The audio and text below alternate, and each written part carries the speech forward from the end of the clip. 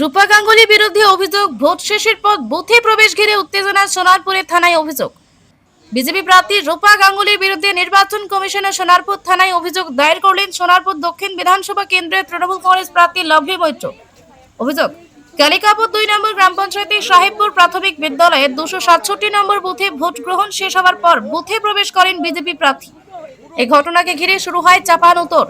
তৃণমূলের এজেন্ট কর্মীরা বাধা দেওয়ার চেষ্টা করলে পরিস্থিতি উত্তপ্ত হয়ে ওঠে। অভিযোগ, বিক্ষোভ দেখানো হলে কেন্দ্রীয় বাহিনী লাঠিচার্জ করে। ঘটনায় বেশ কয়েকজন আহত হন বলে দাবি। ঘটনার সঠিক তদন্ত, দোষীদের বিরুদ্ধে উপযুক্ত ব্যবস্থা নেওয়ার দাবি জানিয়েছেন লাভলি মৈত্র।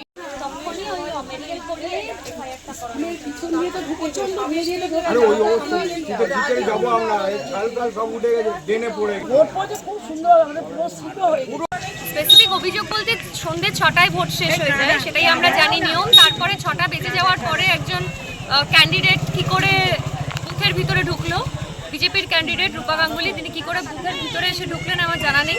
এটা আমার প্রশ্ন নির্বাচন কমিশনের কাছে। এবং সেন্ট্রাল ফোর্সকে সাথে নিয়ে এসে তাদেরকে ব্যবহার করে অকথ্যভাবে মহিলাদেরকে মেরেছে, হাত ভেঙে দিয়েছে।